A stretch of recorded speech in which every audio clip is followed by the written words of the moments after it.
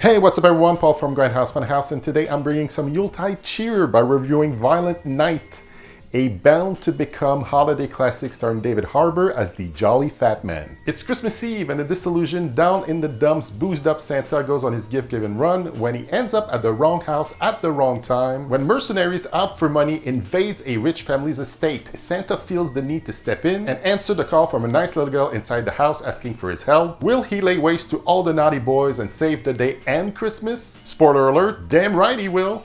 I'm a sucker for violent, bloody Christmas movies. We have too many sugary, sweet Hallmark movies and not enough Christmas soaked in blood movies.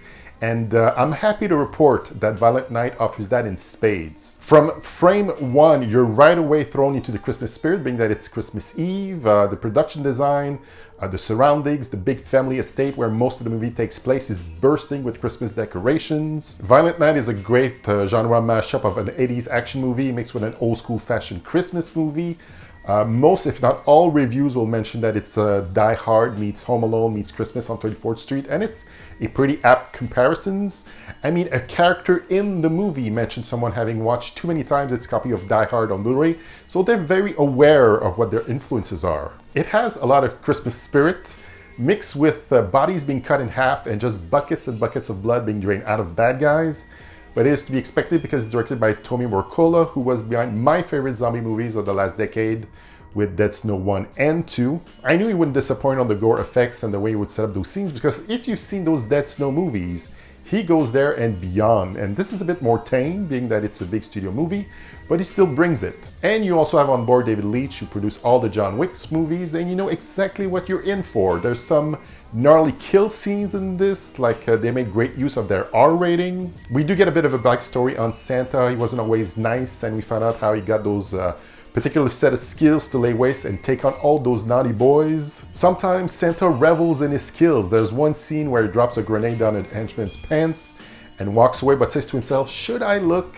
And he does, and the joy in Santa's face when that dude blows up. And what is possibly my favorite moment in the movie, there's a whole henchman massacre scene scored to a Bryan Adams Christmas song that is just mwah. Let me tell you the Canadian pride that flowed through me as I was watching it. Getting David Harbour to play Santa was an inspired casting. I mean, he was tailor-made to play this part in all his heft, bluster, and sweet tender side that he's capable of portraying.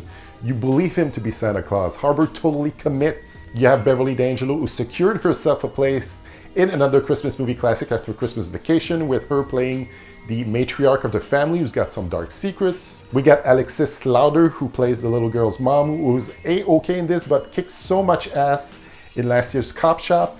And if you haven't had a chance to check that movie out from Joe Carnahan, I highly recommend it. The little girl played by Leah Brady is just adorable and has a few moments to shine, especially during a sequence that is a direct homage to Home Alone. I would say the one weak point is the main villain, played by John Leguizamo, calling himself Scrooge in the movie. I don't know, I feel like his acting didn't fit with everybody else's around, like something was off.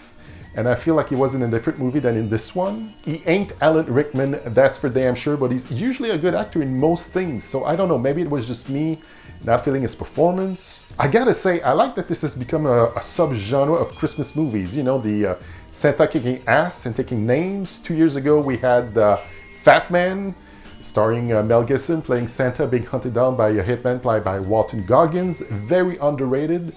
I did a review of it when it came out, if you want to check it out. And next week we have Joe Bagel's Christmas Bloody Christmas, about a robot Santa gone haywire. So yeah, I'm feeling this. Like, we should have at least one killer Santa movie every Christmas from here on out. Is this a perfect movie? No, but it's definitely a bloody, over-the-top good time. The simple premise of Santa being in the wrong place at the wrong time and just John McClane's it to get out of the situation he's in is an easy premise to get behind. Nothing dragged. I was with it the whole entire time in its 1 hour and 52 minutes run. It gets a bit corny at the end, but at that point I felt like they earned it. I am very much behind this to be turned into a franchise. I mean, Mrs. Claus has to get involved in the sequel. She just has to. I predict it's gonna make all the monies, rake all the cash this Christmas season. Fucked Avatar. This is where it's at, people. I'm giving it 8 sledgehammers out of 10. So that was my review for Violent Night. Check out all my socials at Grindhouse Funhouse. More new movies to be reviewed coming up soon. In fact, Christmas Bloody Christmas which I mentioned earlier, is coming up next, so stay tuned. Thanks for watching, and I'll say to you, ciao bye for now. Time for some season's beatings.